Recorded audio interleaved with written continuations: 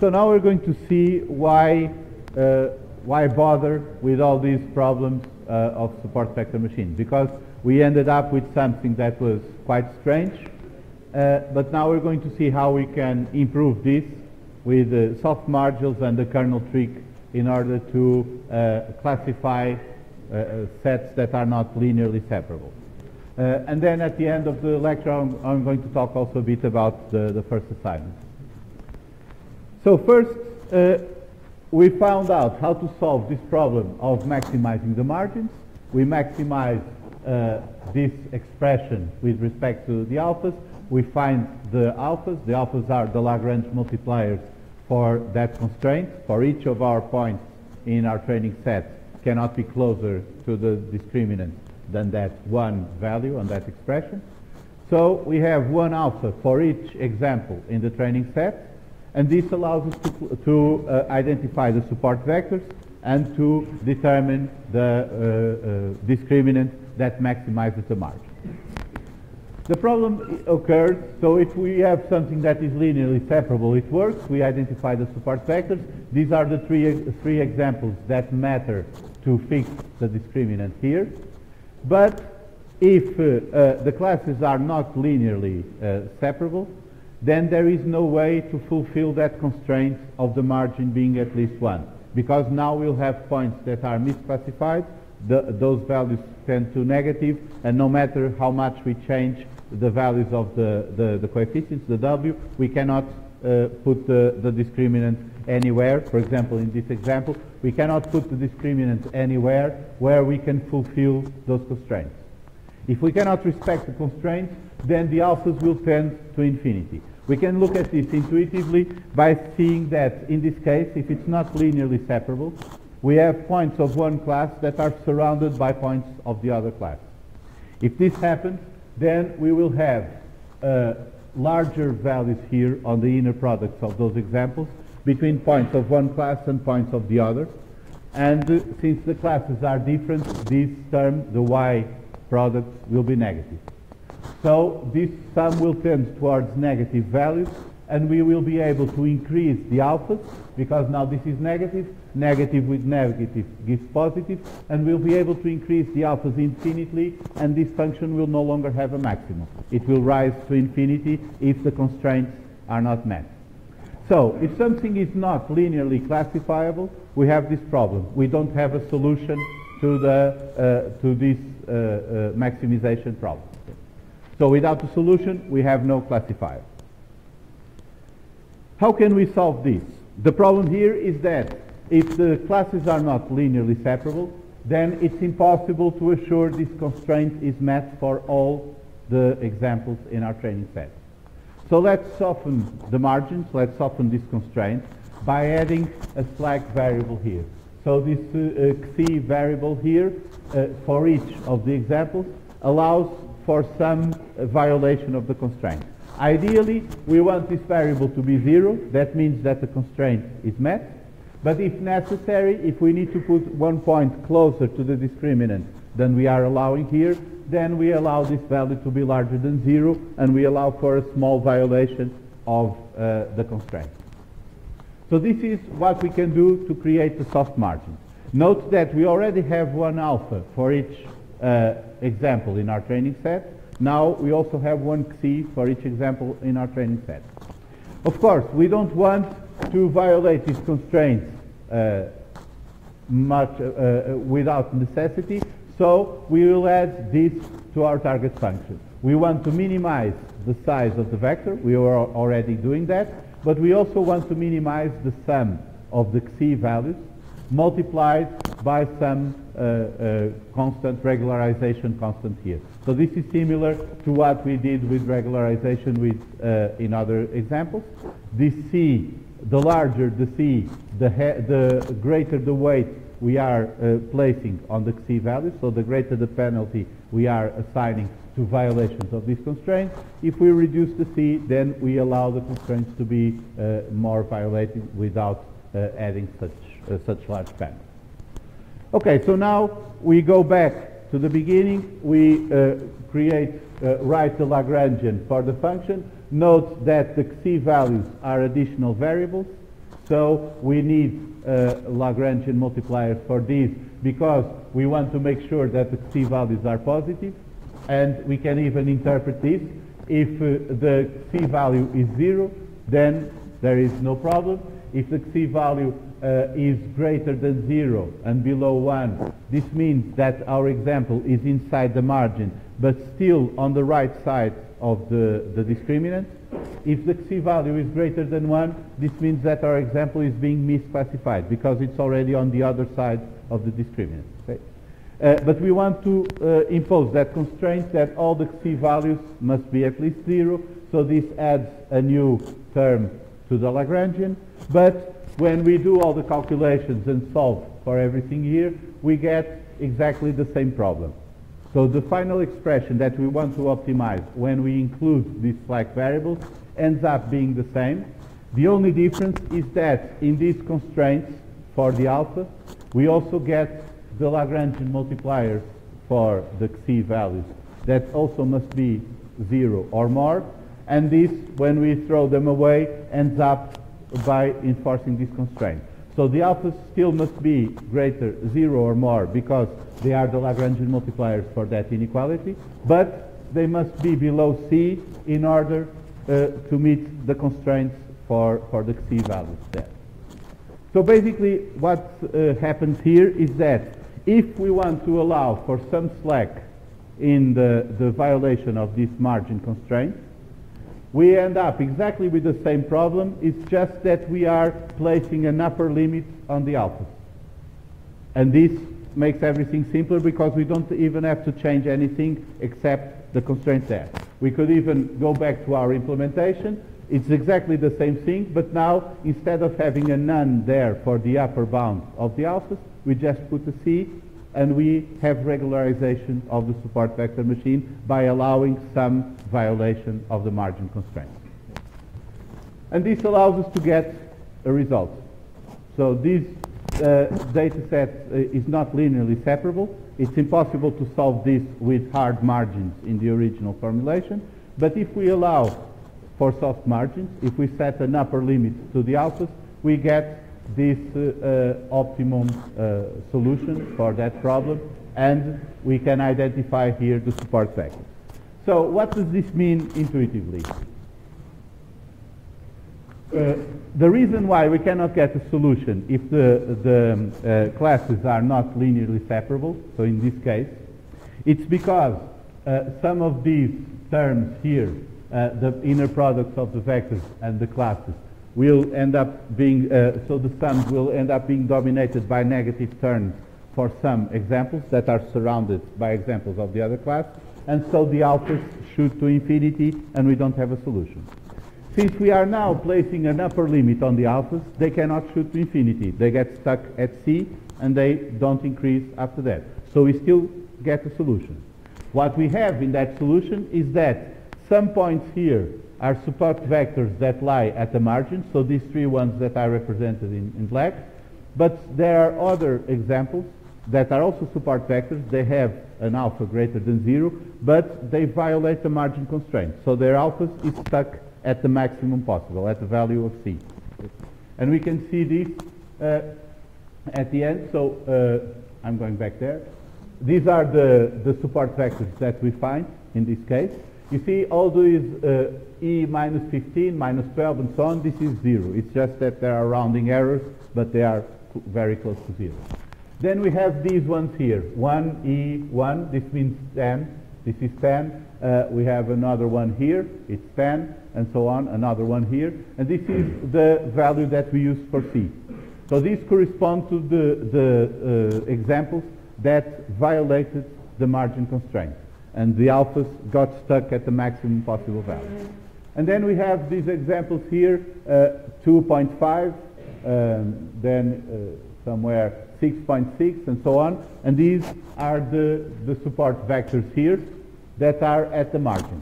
So all of these are support vectors, but a few of them have the alpha at C, which means that they are violating the constraint. The others have an alpha between 0 and C, and they are exactly at the margin. So how can we use this now? The same way, we can compute the vector that is perpendicular to this line just by averaging over all the support vectors. So even those that violate the margin constraints contribute to determining where the position of the discriminant. However, this expression here that we are using to compute W0 is no longer valid for most of them. It's only valid for those for which the alpha is below C and above 0. Because those that penetrate the margin no longer have a value of 1 for this. So for W0, we only use those support vectors that are not maximizing the value of the Lagrange multiplier. For the rest of the vector, we use all the support vectors for the W there. Okay, so this is the result with soft margins. You're not going to have to actually compute the support vectors here because we're going to use the support vector machine that is implemented in scikit-learn. But it's important for you to understand how to identify the support vectors, why the support vectors are the ones that have the Lagrangian multipliers greater than 0, so the alpha is greater than 0, and why some of them will have the alpha stuck at the maximum possible if we allow for soft margins. Okay? So this part is the important part to understand. Now we can use also support vector machines to do nonlinear separation. Soft margins is one example, but it's not very good. It's good enough for something like this where there is a very small overlap, but if we have a data set like this and we use soft margins, then the classifier will perform poorly because it's still a linear classifier. Remember that we're always trying to find that linear discriminant, the coefficients for that.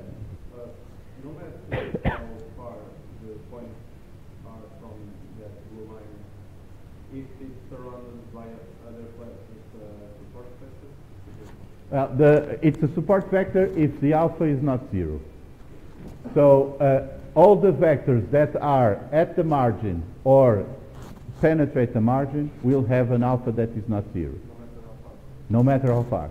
Because they are, in this case, the C value is actually greater than 1 because this one has a C value of 0, the slack variable.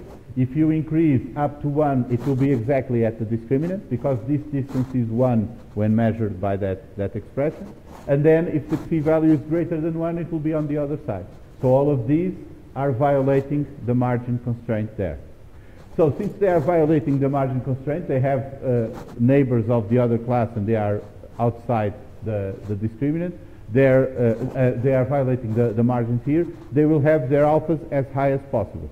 So all of these can be identified because alpha will be equal to C. We'll have the same value as C for alpha. These ones that are at the margin are not violating the constraint, so the alpha value will be greater than 0 and below C. All of these ones that are not doing anything, so these are irrelevant for the position of the discriminant, their alpha is 0.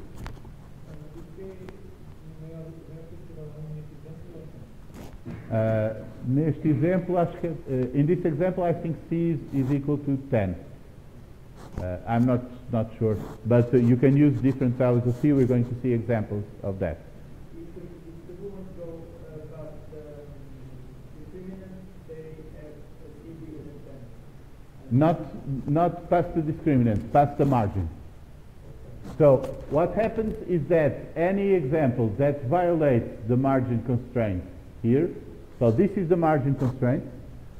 If we don't use any value for C, if an example violates the margin constraint, the alphas shoot to infinity, and we don't have a solution. If we set the maximum values for the alpha, if the example violates the margin constraint, the alpha for that example will be at the maximum, at C. Okay? So everything that penetrates the margins, even if it's correctly classified, will have the alpha values maximized. So this dot here with the black circle is exactly at the margin. This one does not have alpha at C. But all of these have, because they are violating the margin constraint. And the same for all the way up here. They all have the alphas at C. Okay, so to do classification with a nonlinear data set using a support vector machine, it's not enough to just have soft margins, because then we don't have a very good classifier. But we already know the trick of how to use a linear classifier to do classification with a non-linearly separated data set. We do some non-linear transformation of the data and then do linear classification in that transformation of the data. For example, we can expand the features polynomially as we did with logistic regression, with the linear regression initially, and so on. The great thing about support vector machines is that we can use the kernel trick to do this implicitly. So let's see what the kernel trick is. Notice that in the expression that we're trying to maximize, we don't have actually the parameters for the discriminants. All we have are the inner products of our examples, our training examples, and then the product of the classes and all the alpha variables that we're trying to adjust. So, if we replace this with a kernel function, we can implicitly do the transformation to higher dimensions, arbitrarily higher dimensions. And in this context, a kernel function is not what we saw a few weeks ago, so unfortunately they have the same name but they are different things. We saw for a kernel density dimension that a kernel function is something with an integral of 1 and that is symmetrical and always positive. So we can use that to add the different examples. In this context, the kernel function, the term, refers to one function of two vectors that gives us the same result as the inner product of the results of applying some other function to each of the vectors. So this kernel function k here gives us the same as applying phi to u and phi to v and then multiplying the two vectors. Why is this good? Let's suppose that we are doing a polynomial expansion to say degree 2 and we have this phi function that can expand our data polynomial. Let's imagine that each example x has only two features, so it's two-dimensional. And when we apply phi, we get this vector here. 1 square root 2 of the first feature, square root of 2 multiplied by the second feature, then the product of the two, one of them squared and the other squared. This is similar to what we did when we were looking at examples with logistic regression and so on. So one thing we could do here is to apply this phi function to all our data, and then instead of doing the dot products of the original, we would do the dot products of these. So we'd have 1, 2, 3, 4, 5, 6, 7 dimensions. Instead of 2 dimensions, we would have vectors of 7 dimensions, and then do the support vector machine, the linear classifier, in those 7 dimensions. This is what we did with logistic regression, for example. But the beauty of the kernel trick is that when you multiply two vectors after this transformation, the inner product of the two is simply the inner product of the original vectors plus 1 and then squared. And this function is a lot easier to compute than doing the expansion of all the data. So this is what we're going to use. More generally, a polynomial kernel of order n, so this can be arbitrarily long, you just increase the degree of the polynomial, can be computed as simply the inner product of the original vectors plus a constant raised to n. And this is a much simpler function to compute than doing the expansion. So this is the kernel trick. Since all we need are not the vectors themselves, but just the inner products, we replace the inner products with the kernel function. And if the kernel function is much easier to compute than explicitly expanding the data into higher dimensions and computing the inner product there, we save a lot on computation by using the kernel trick. So now, one thing that we cannot do is, if we use, for example, a polynomial kernel to expand our data to 60 dimensions, then it's not very practical to compute the actual W and W0 because those will be in 60 dimensions too. But fortunately, we don't need to do that because we can classify a new data point, a new example, simply by using the support vectors. So we use a linear combination of the support vectors, their classes, and the kernel function with the new points that we want to test. So we don't need to explicitly expand any point we want to classify, we can just use the support vectors and the kernel function too. So this makes it very practical to expand the data implicitly in a support vector machine and do linear classification in a nonlinear transformation of the data. So let's see here how we could implement this if we were to actually implement. The only thing that we would have to change in our code will be to compute the age matrix, so the matrix with all the inner products. Instead of just computing the dot products, we would use the kernel function there and compute the result of the kernel function of the two vectors.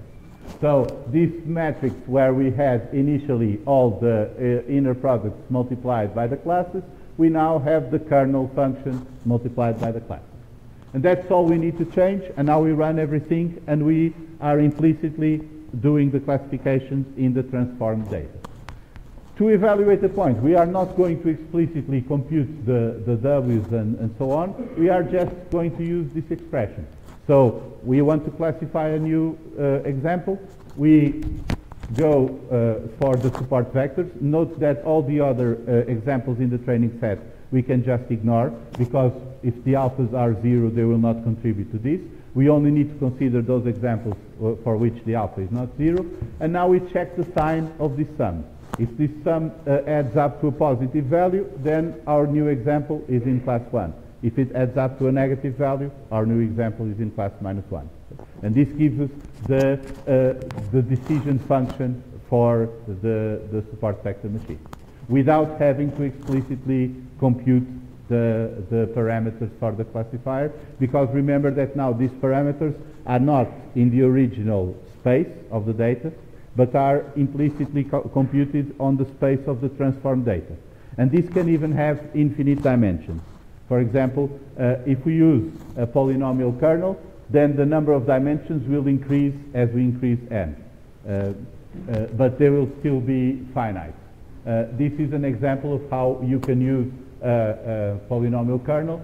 You have this SVM module in scikit-learn. You have the SVCs, the support vector classifier, so this is the support vector machine. You can specify the kind of kernel you're using, the C value here for the regularization, and now you can see why in scikit-learn, for example, the regularization in logistic regression uses also a C value that is 1 over lambda. That is, the higher the C, the smaller the regularization. This is to keep in line with the support vector machine too. So basically the parameters work similarly across the different classes. We can set the degree of the polynomial, and this coefficient 0, this additional parameter, is that 1 over there. Okay. There is also a gamma here that you can use to multiply the inner product if you want. In the tutorials you can manipulate that a bit to see the effect. So now we call the fit, we do the fit with the training set, and here are some examples. This is a polynomial kernel with degree 2 and a C of 1. As we increase the degree, we increase the ability to curve the discriminant. So what we're doing is, this is always a linear classifier, but it's the same idea we saw in logistic regression. We are expanding the data non-linearly to higher dimensions, doing a linear classification there, and going back.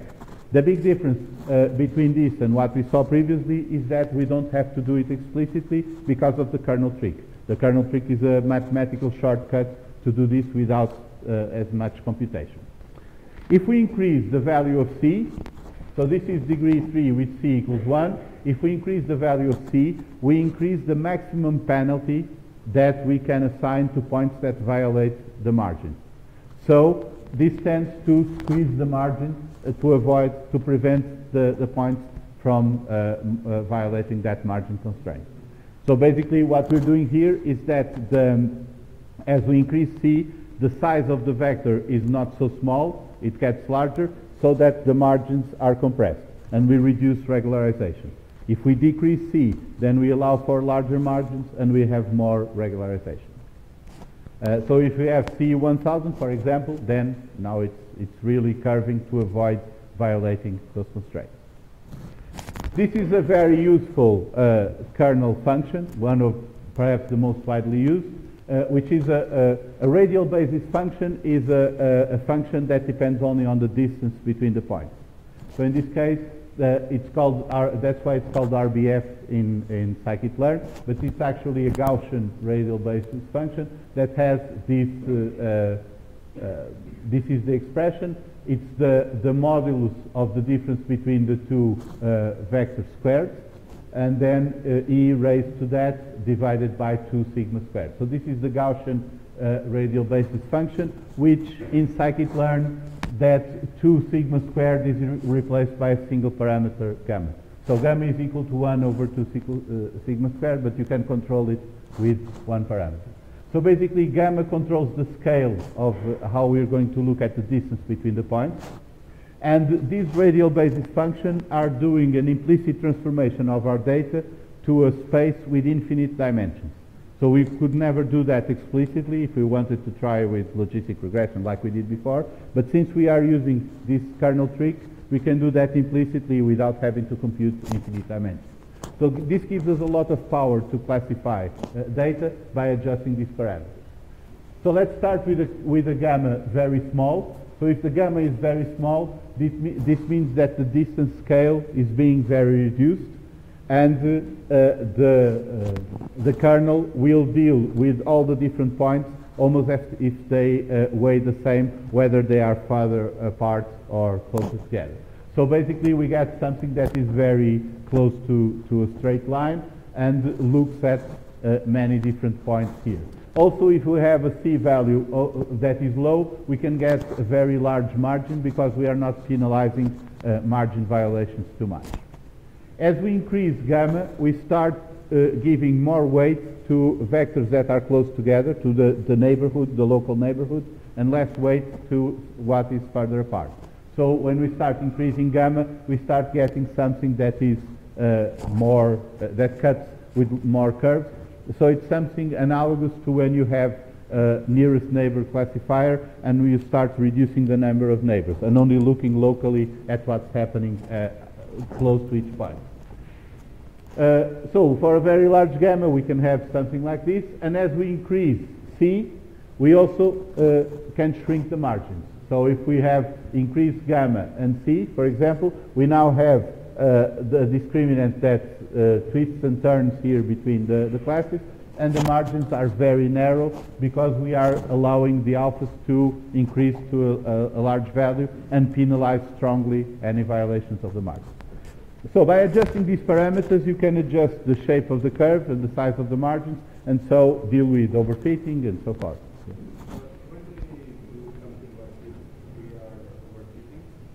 You can, yes, that's the point.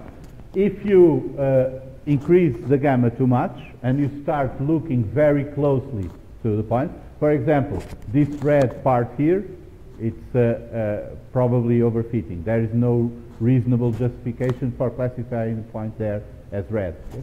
And if you have a large C, you are shrinking the margins a lot and trying to fit as close together here to the point.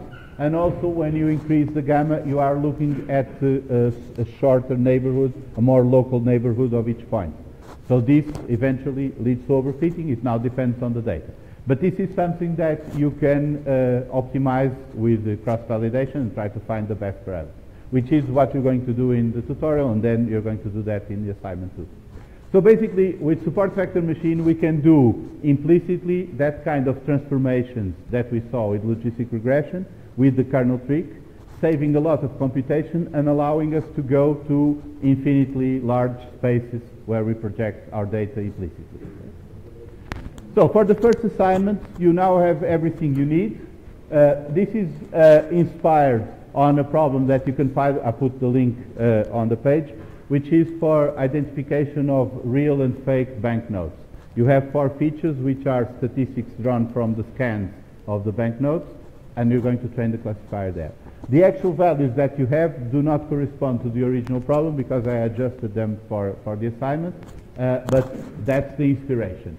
So you're not going to do any explicit expansion. You're going to use support vector machines also to do that. But what you're going to do is to use 2 classifiers from the library, scikit-learn, the Gaussian naive Bayes, so this is a parametric naive Bayes that adjusts your distribution to Gaussian curves, computing the mean and the standard deviation, and then uses that to classify. You're going to use support vector machine with that Gaussian radial basis function, and you're going to use to implement your own naive Bayes using kernel density estimation. So this is the example I gave of a non-parametric naive Bayes, where you use kernel density estimation to compute the distributions of the values of the features, and then use that for the classification. So these three you're going to compare. The Gaussian naive Bayes, you don't have anything to optimize, so you just use the defaults. You need to optimize parameters for the support vector machine, and also for yours, because the bandwidth of the kernel density estimation, you need to adjust it to give the best result. So that's what you need to do, and then compare the three with the McNemar's test. There is one optional, yes?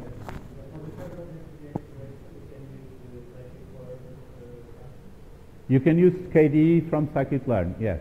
So the kernel density estimation, you use the one from the library, the rest you implement yourself. The idea is that you implement the code for the naive Bayes, which forces you to understand in detail the naive Bayes classifier.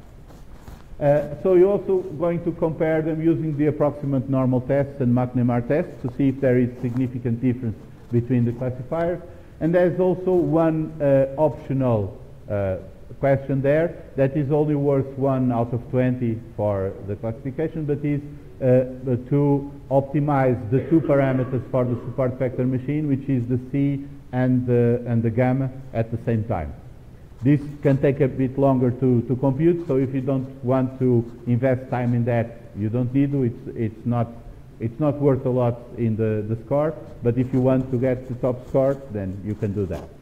In addition to this, you also have a text file with a set of questions that you need to answer and submit the text file. So there are questions about the assignment.